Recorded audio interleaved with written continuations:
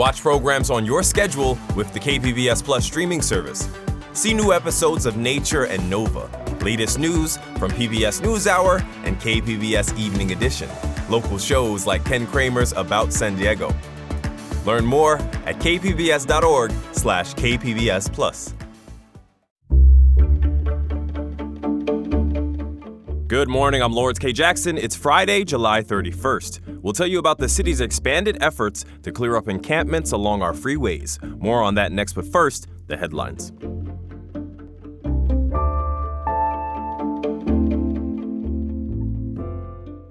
"114 new apartments are coming to La Mesa. A 5-story development called City Mark Palm is planned to fill a vacant lot on the corner of Palm and Allison Avenue. The La Mesa City Council approved the plan unanimously, but some council members worry the development will bring more parking problems to the area. Current plans show 72 parking spaces would be created to accompany 114 apartments above ground floor retail spaces. The project falls under a state law which waives minimum parking requirements on new developments that are within a half mile of a major public transit stop. Chargers legend Billy Ray Smith Jr. has died. He was 64 years old. In a statement, his family said Smith had dementia caused by CTE, a brain disease linked to repetitive head trauma. The Chargers selected Smith 5th overall in the 1983 NFL Draft. He played all 10 seasons of his NFL career with the Chargers. Smith then became a sports broadcaster on TV, radio, and online. Another extreme heat warning is in effect now through 8 p.m. Sunday. This extreme heat warning is for our deserts, mountains, and valleys. Coastal areas are under a heat advisory. Forecasters say to expect and prepare for dangerously hot conditions as inland temperatures could reach triple digits. City Park rangers say it's safer to schedule your hikes early in the morning or later in the evening. Stay well hydrated, stay out of direct sun for extended periods of time, and please leave pets at home during daytime heat.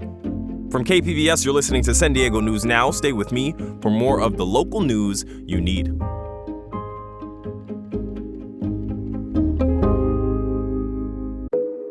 Each story you hear on Planet Money starts with a question. What happens if we refund tariffs? Why are groceries so expensive? At NPR, we stand for your right to be curious because the forces shaping our world can be hard to see. Follow NPR's Planet Money wherever you get your podcasts and start seeing how the economy really works.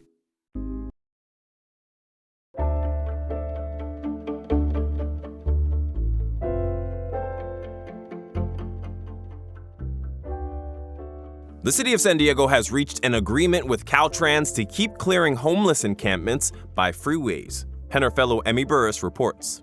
The city will continue clearing homeless encampments along a 5-mile stretch of freeways near downtown San Diego, mostly along I-5. But now they'll also remove graffiti, weeds, debris, and trim trees. Franklin Coopersmith is with the city's Environmental Services Department. So rather than just coming in, removing the trash from the encampment, we can do other things like, if there's graffiti on the side over there, get rid of that as we do and try to make the whole area look better. Since the agreement started a year ago, Coopersmith says the city has removed more than 413 tons of trash. City crews post signs at least 48 hours in advance, telling people who live in an encampment to clear out. Then when the crew shows up, an officer with the neighborhood policing department will offer them services before they have to leave the area. But some homeless advocates say that clearing encampments isn't a solution. Brandon Green is with the Western Center on Law and Poverty. If it's not designed in a way that is to get people housing, economic mobility, and stability, then it's not really solving the underlying issue. He says clearing encampments can make it harder for service providers to find and connect with unhoused people. In the agreement's first year, the city says 115 people exited homelessness into housing, including 19 people into permanent housing. Emmy Burris, KPBS News. As summer heats up, COVID cases are also beginning to climb in San Diego County. Health reporter Heidi DeMarco says for those most at risk, there's a new treatment option. San Diego County reported an increase in COVID cases last week. Looks like we're going to have another mini surge towards the end of the summer. Dr. Ahmed Salem is a pulmonologist with Sharp Healthcare. He says there's a new option to help prevent illness after exposure. It's called Sakova. This is a post-exposure. So you've been exposed to somebody with COVID. You don't have to be symptomatic, and it's a 5-day regimen. So you take the pills to hopefully not develop full-blown infection. According to the drug's manufacturer, a clinical trial found Sakova reduced the risk of developing COVID symptoms by 67% if started within 72 hours of contact. If you are in one of those vulnerable populations, you're immunocompromised, you're elderly, you have multiple medical comorbidities, then this would be beneficial. The list price for the 7-tablet regimen is about $1,400, though what patients pay will depend on insurance coverage. Heidi DeMarco, KPBS News. A federal judge dismissed a lawsuit this week challenging a California law aimed at cracking down on anti-Semitism in schools. Cap Radio's Laura Fitzgerald has more. The law establishes new educational oversight by creating an anti-Semitism prevention coordinator.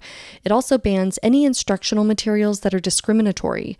Members of the Legislative Jewish Caucus pushed for the legislation, citing an uptick in anti-Semitism in California schools. But opponents, including some teachers, students, and civil rights organizations like the ACLU, warned the law is overly broad and would stifle classroom discussion about Palestine, an argument the judge rejected. A middle school teacher in Berkeley Unified School District brought the lawsuit against Governor Gavin Newsom in the state, arguing the law violated her First Amendment rights. In Sacramento, I'm Laura Fitzgerald.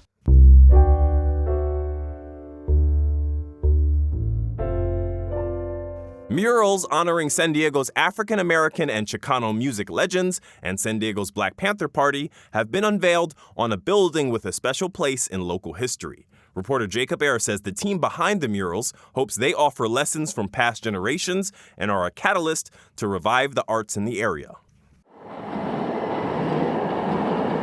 Just east of San Diego's downtown core, the trolley and busy Imperial Avenue and Commercial Street corridors create the rhythm of an urban community.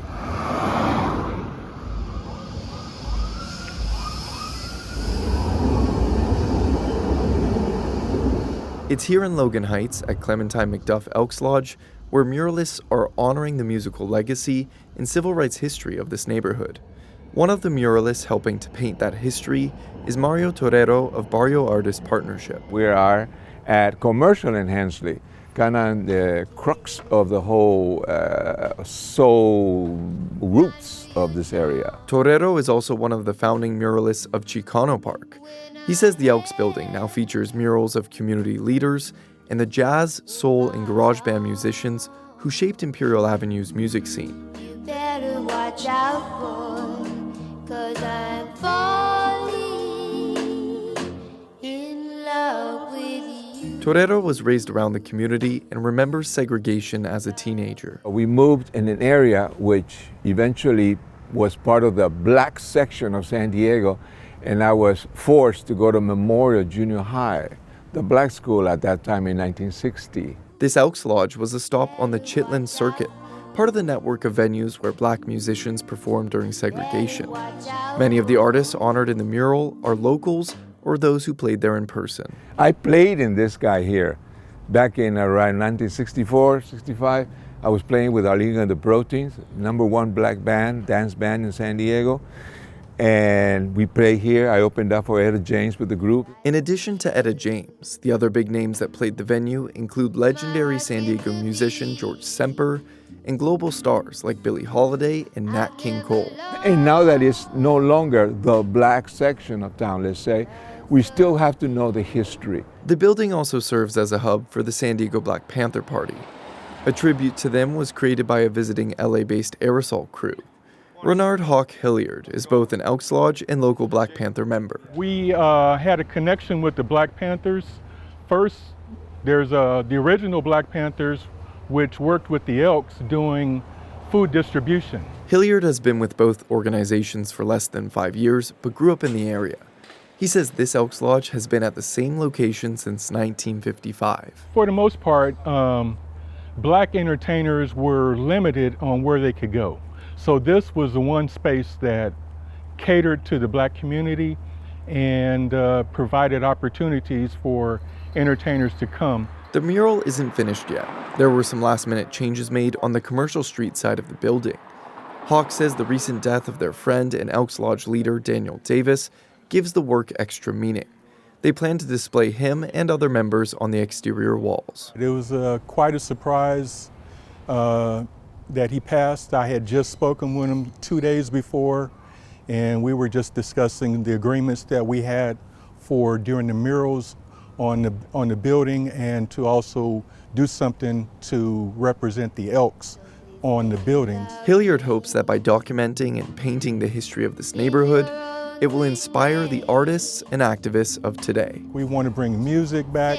We just want to bring the community together and just emphasize all the different things we do in the Black community. The murals are part of the Imperial Avenue Legacy Project, which is funded by grants from the Prebys Foundation and the California Arts Council. In love with you. Jacob Ayer, KPBS News. Halloween is months away, but arts reporter Beth Accomando has found the perfect play to satisfy your craving for scary fun. It's a horror comedy called Die Already. During the pandemic, Michael Miserani started writing short horror plays as a distraction. Now he has developed one of them into a full-length play. This is the perfect plan if you would just die already! Die Already is a horror comedy that affectionately riffs on the genre tropes that have made Miserani jump since he was a kid. Because I'm a jumper, I am a jumper. Yeah, and it's the dumbest things. It's like the cat in a closet. I'm like, huh. But now he smartly plays off of the formula with both humor and horror. And I like the tropes because I get to approach them in a way that's out of the box. I'm calling the show like Scream, but gayer. So you won't find a final girl, but you will find a final boy and a character who knows all the tropes because he's a horror writer. I've been working on this for a long time, Brannigan. The setup, the characters, the location. You were always going to be the lead. This is where you stop being a person and start being a scene. Die Already will be slaying audiences this weekend and next at Diversionary Black Box. Beth Accomando, KPBS News. As we do for you each and every Friday, here are some weekend event ideas that you and yours can take part in this weekend. On Friday, City Ballet invites you to join them for Ballet Under the Stars. You can enjoy a free outdoor performance, and there's even a pre-performance picnic with refreshments. You do need a ticket. You can visit cityballet.org for tickets and more info. On Saturday, there's a horticultural tour happening at Balboa Park's Botanical Building. The tour happens every first Saturday of the month. It gives visitors intimate knowledge on the various species of plants and flowers inside of the recently renovated Botanical Building. And on Sunday in Encinitas, the Cardiff Dog Days of Summer kicks off. It's a free event that's open to the public. The event features pet adoption opportunities, dog-related vendors, a libation lounge, live music, and dog contest. New this year is dog yoga, as well as a corgi and dachshund run. Visit cardiff101.com for more info. Whatever you do this weekend, please enjoy. That's it for the podcast today. Today's pod was edited by Ted Robbins and hosted and produced by me, Lawrence K. Jackson. As always, you can find more San Diego news online at kpbs.org. Thanks for listening and have a great weekend.